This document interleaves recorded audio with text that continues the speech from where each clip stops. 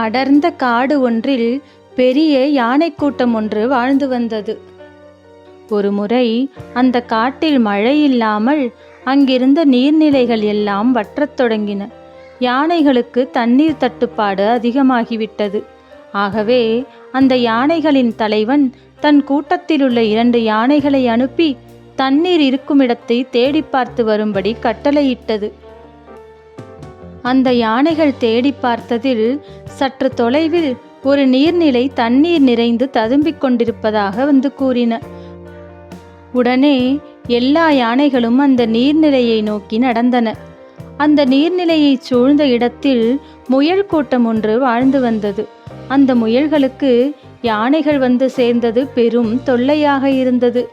யானைகளைக் கண்டு அவைகள் எல்லாம் அஞ்சின. அவற்றின் அருகில் நெருங்கவோ மனம் நடுங்கியது. யானைகள் இருக்கும் நேரத்தில் நீர்நிலை பக்கம் போகவே அவைகளுக்கு துணிச்சல் வரவில்லை. இந்த யானைகள் வந்ததிலிருந்து தங்கள் நிம்மதி போய்விட்டதாக எல்லா முயல்களும் வருந்தின. அந்த முயல்களின் தலைவன் தன் கூட்டத்தினரை அழைத்து அனைவரிடமும் ஆலோசனை கேட்டது. அந்த முயல்களின் கூட்டத்தில் இருந்த மிகவும் திறமை வாய்ந்த வெள்ளை முயல் ஒன்று உடனே எழுந்து, இந்த யானைகளை வெல்வது அப்படி ஒன்றும் பெரிய காரியமல்ல. தாங்கள் விடை தாருங்கள், நான் இப்போதே புறப்பட்டு சென்று வெற்றியோடு திரும்பி வருகிறேன் என்றது. அவ்வாறே முயல் தலைவனும் அந்த வெள்ளை முயலை வாழ்த்தி வெற்றியோடு திரும்பி வருக என்று அனுப்பியது. வெள்ளை முயல் தங்கள் மறைவிடத்தை விட்டு புறப்பட்டது. யானைகள் இருக்கும் இடத்தை நோக்கி செல்ல ஆரம்பித்தது. தொலைவில் அந்த யானைகளை கண்டபோதே அதற்கு நடுக்கம் ஏற்பட்டது. இவற்றின் கையில் அகப்பட்டு கொள்ளாமல் நாம் வேலையை முடிக்க வேண்டும் என்று எண்ணிக்கொண்டு அது பக்கத்தில் இருந்த ஒரு மேட்டின் மேல் ஏறி நின்று கொண்டது. மேட்டில் இருந்தபடியே அந்த வெள்ளை முயல் யானை தலைவனை நோக்கி, நலமாக இருக்கிறாயா என்று நலம் விசாரித்தது. வியப்புடன் திரும்பி பார்த்த அந்த யானை தலைவன் மேட்டின் உச்சியில் நின்ற முயலை பார்த்து, நீ யார் என்று கேட்டது.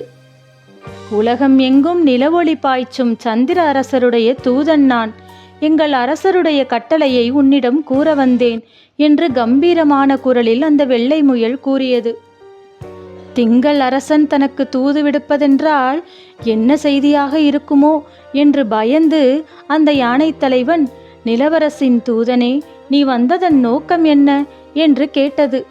யானையின் நடுக்கத்தை கண்டவுடன் வெள்ளை முயலுக்கு உற்சாகம் மிகுந்தது. எங்கள் நிலவரசரும் அவருடைய தேவிமார்களும் நீராடுவதற்கென்று இந்த வனத்தில் ஓர் அருமையான நீர்நிலையை ஏற்படுத்தினோம். இரவு முழுவதும் அவர்கள் இந்த நீர்நிலையில் நீராடி கழிப்பார்கள். பகலில் யாரும் இதில் இறங்காதபடி பார்த்து கொள்ள எங்களை காவல் வைத்திருக்கிறார். யாருமே இந்த நீர்நிலையில் இறங்கக்கூடாதென்பது எங்கள் அரசரின் ஆணை. ஆனால் இப்பொழுது நீ உன் கூட்டத்தாருடன் இந்த நீரை அருந்துவதற்கு வந்திருக்கிறாய் என்று தெரிந்து நீ போய் அவனை தடு என்று கூறி என்னை அனுப்பி வைத்துள்ளார். நீ இந்த நீர்நிலையை விட்டு போய்விடுவதே உனக்கு நல்லது. நீ வீணாக எங்கள் அரசருடைய கோபத்துக்கு இலக்காக கூடாது என்று நான் விரும்புகிறேன். நீ இப்பொழுதே உன் யானை கூட்டங்களுடன் திரும்பி போய்விட்டால் உனக்கும் உன் கூட்டத்திற்கும் நல்லது என்று கூறி முடித்தது அந்த முயல். இதை கேட்ட யானை தலைவன், நிலவரசர் எப்போது இங்கு நீராட வருவார் என்று சொல். நான் நேரில் வந்து அவரிடம் வணங்கி மன்னிப்பு கேட்டுக்கொண்டு போகிறேன் என்று சொல்லியது. சரி, அவ்வாறே செய்கிறேன் என்று சொல்லிய முயல் அன்றிரவு யானையை கூட்டிக் கொண்டு அந்த நீர்நிலைக்கு வந்தது. தெளிந்த நீரினிடையே தெரிந்த நிலவின் பிம்பத்தை காட்டி, அதோ பார் எங்கள் அரசன் என்றது.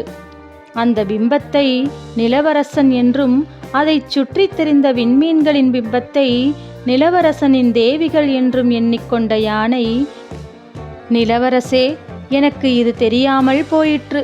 தாங்கள் நீராடும் இடம் என்று தெரிந்திருந்தால் இங்கு வந்திருக்கவே மாட்டேன். தெரியாமல் வந்த என் பிழையை பொறுத்து கொள்ள வேண்டும். இப்பொழுதே நான் என் இனத்தாரோடு திரும்பி சென்று விடுகிறேன் என்று துதிக்கையை தூக்கி வணக்கமிட்டது. பிறகு அது மற்ற யானைகளையும் அழைத்து கொண்டு வேறு நீரோடையை தேடி சென்று விட்டது. அதன் பின்பு அந்த முயல்கள் யாவும் முன்பு போலவே சுதந்திரமாகவும் இன்பமாகவும் அந்த காட்டில் வாழ்ந்து வந்தன.